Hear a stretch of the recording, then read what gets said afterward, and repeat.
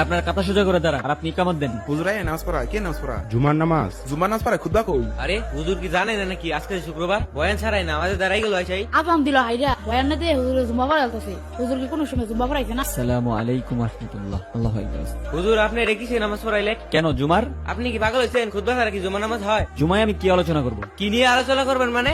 আপনি একজন খতিব জ্ঞানী মানুষ, আপনাকে বলে দিতে হবে কি নিয়ে আলোচনা করবেন। হুজুর আপনি এটা কি শুরু করলেন? এতদিন ধরে মসজিদ চালাই, এরকম কোনো ঘটনা ঘটে নাই, আর আপনি আসার পর থেকে একটা না একটা উল্টাপাল্টা ঘটনা ঘটেছে। মসজিদে এখন মুসল্লি এসে যদি দেখে জুমার নামাজ শেষ হয়ে গেছে, আমরা মুসল্লিদের কি জবাব দিব? আমি কেন আলোচনা করি নাই তাহলে শুনেন। সম্মানিত উপস্থিতি, আমি আজকে সুদ নিয়ে বলবো, কারণ সুদ হচ্ছে একটি জঘন্যতম পাপ। সুদের গুনাহের 73টি স্তর রয়েছে, এর ভিতরে সর্বোচ্চ হচ্ছে আল্লাহর সাথে যুদ্ধ ঘোষণা করা। আপনারা যারা সুদ খান শুনে রাখেন, সুদ হচ্ছে এমন একটি পাপ যেটি হচ্ছে 36 বার জেনা করার সমান। হুজুর কেমনে জানলো আমি যে খাই? নইলে জানছি তা আবার সবার সামনে। সুতরাং আপনারা সুদ খাবেন না, সুদ থেকে বিরত থাকবেন। আসসালামু আলাইকুম রাহমাতুল্লাহ।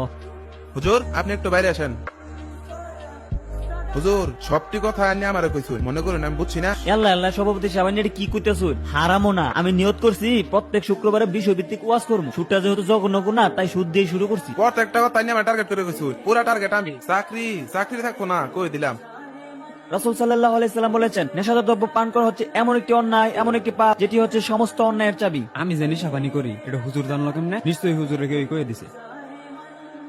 হুজুর বহেন। বেতন মাইনসেট তো নিয়েন, আমার লগের দেখা করার দরকার নাই। কে শেষ সাহেব এগুলো কি শুরু করছেন এরা? শুরুর দেখছুন কি 2 মাসের বেতন আটকা দিলে ওয়াজ গল লইলবো। আমি কি সবসময় খাই? মাঝে মাঝে একটু খাই, এটা ওয়াজও গোল লাগে গেলে গিয়া।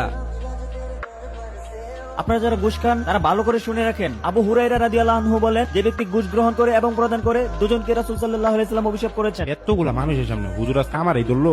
ঘুষকে আজকে ঘুষ বলা হচ্ছে না, ঘুষ হচ্ছে হাদিয়া নামে পরিচিত। বকশিশ বলেও চালিয়ে দেওয়া হচ্ছে। ঘুষ যেন আমাদের সমাজে প্রচলিত না হতে পারে, সেই দিকে আপনারা সতর্ক থাকবেন।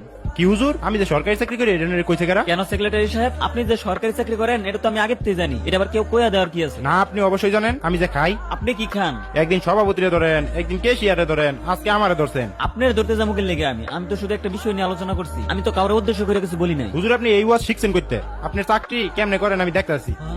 এখন আপনি বলেন আমি কি নিয়ে আলোচনা করব? আমার তো মুখ বন্ধ করে দেওয়া হয়েছে। একদিন আলোচনা করছি সভাপতির বিরুদ্ধে গেছে, আমি আরেকদিন আলোচনা করছিলাম কেশিয়ার বিরুদ্ধে গেছিল। আজকে যদি আলোচনা করতাম হয়তোবা সবার বিরুদ্ধে যাইতো, আমার চাকরিটাও চলে যাইতো। তাই আমি আলোচনা ছাড়াই জুমার নামাজ পড়িয়ে ফেলছি। হুজুর আপনার কথা তো সবই শুনলাম, আপনাকে আর কি বলবো। এইভাবে আমাদের সমাজের হুজুর যে জবান বন্ধ করে দেওয়া হয়। এই চল আমরা উঠি।